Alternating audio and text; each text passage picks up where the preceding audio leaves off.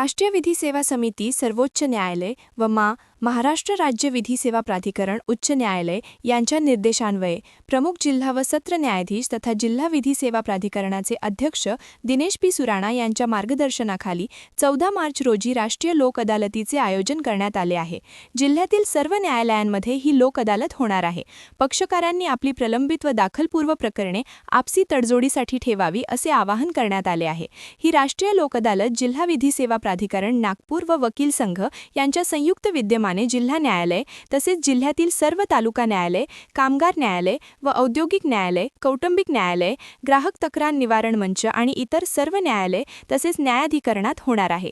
या राष्ट्रीय लोक अदालतीमध्ये न्यायालयात प्रलंबित असलेली तडजोडीस पात्र दिवाणी व फौजदारी प्रकरणे, मोटार अपघात नुकसान भरपाई, भूसंपादन मामले, महसुली प्रकरणे, वैवाहिक संबंधातील वाद, बँका व अन्य वित्तीय संस्थांचे नुकसान व वसुली प्रकरणे व तडजोडीस पात्र असणारी सर्व प्रलंबित व दाखलपूर्व प्रकरणे आपसी तडजोडीने निकाली निघणार आहे। 14 मार्च रोजी लोक अदालतीचं आयोजन करण्यात आलेलं आहे।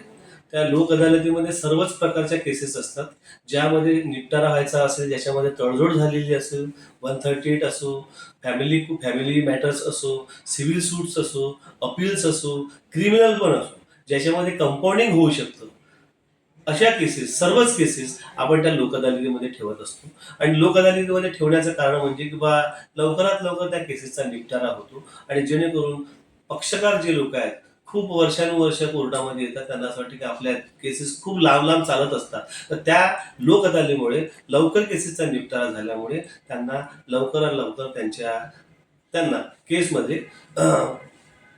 केसमधून म्हणा किंवा त्यांना लवकरात लवकर केसेसचा निपटारा होतो आणि त्यांना फायदा होतो। खरोखरच आहे सर, आता मगाशी मी बाकी काही केसेसचा उल्लेख केला होता, पण त्यामध्ये एक ॲक्सिडेंट क्लेम ट्रिब्युनल्स ह्या ज्या केसेस असतात, ह्या केसेसचा मी उल्लेख करू शकलो नाही, पण त्या केसेसमध्ये ॲक्सिडेंट क्लेम ट्रिब्युनल्स पण च्या केसेस असतात, ज्यामध्ये एखाद्या माणसाचा ॲक्सिडेंट झाला, ॲक्सिडेंटमध्ये तो मरण पावला असेल किंवा एखादी इंजुरी झाली असेल, तर अशा याच्यामध्ये त्या लोकांना जे पैसे तर मिळतातच, आपले नो फॉल्ट क्लेममध्ये पैसे मिळतात 25,000 रुपये आणि 50,000 रुपये, पण समजा जे मॅटर्स जे फायनली जे ऑन मेरिट डिसाईड व्हायचे असतात, त्याच्यामध्ये समजा दिवसेंदिवस समजा चालायचे असेल, तर ते लवकरात लवकर समजा 1-2 वर्षामध्ये with the consent of other parties सोबत समजा आपल्याला कॉम्प्रोमाइज करायचं असेल, तर आपण जनरली ते लोक अदालतला पाठवतो आणि त्याच्यामध्ये लवकर हे करतो। आता मला एक सांगा की आज माझीवाली जी केस आहे, मी समजा 50 लाखाचा क्लेम केलेला असेल, 4-5 वर्ष समजा माझीवाली केस चालली आणि 4-5 वर्ष केस चालल्यानंतर मला 30 लाख समजा मिळाले असतील आणि जर का आज समजा सेटलमेंट होत असेल तर मला त्याच्यामध्ये 25 ते 27 लाख मिळत असेल, तर त्याच्यामध्ये माझा फायदा आहे, कारण की मला आज ते 27 लाख रुपये मिळतात आहे आणि 27 लाख मिळाल्यानंतर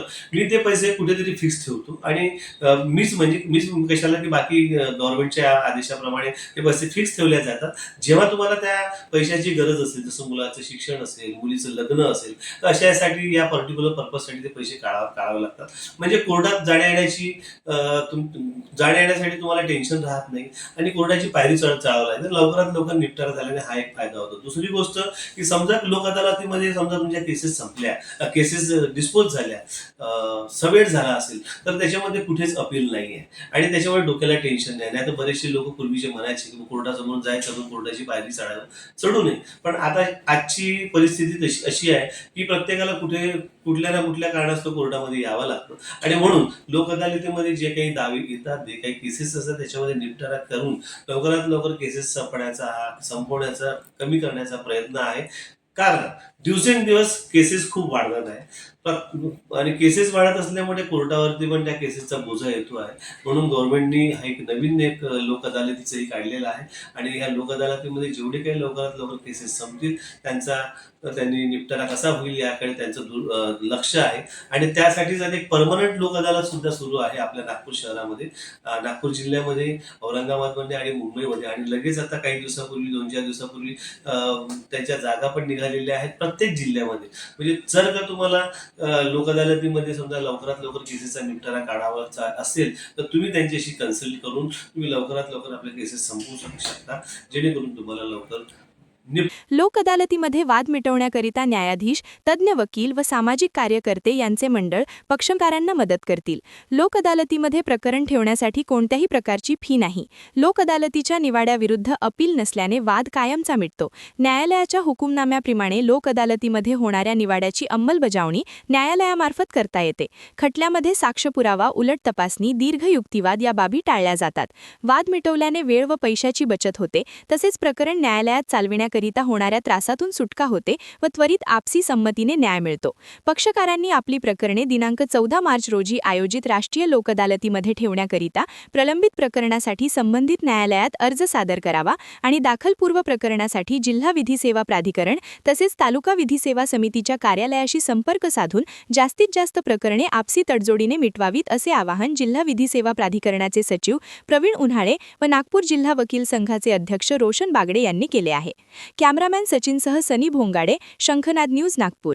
क्या आप भी चाहते हैं जटिल रोगों पर विशेष रूप से आयुर्वेदिक उपचार? तो मिलिए 77 वर्षों से आयुर्वेद सेवा में लगी हुई शिवशंकर आयुर्वेदिक एजेंसी। अनुभवी वैद्य डॉक्टर, सभी प्रसिद्ध कंपनियों की दवाइयाँ और सभी प्रकार की जड़ी बूटियों और रोग प्रतिकारक शक्ति बढ़ाने के लिए कई प्रकार की दवाइयाँ प्राप्त करने का एकमात्र विश्वसनीय स्थान।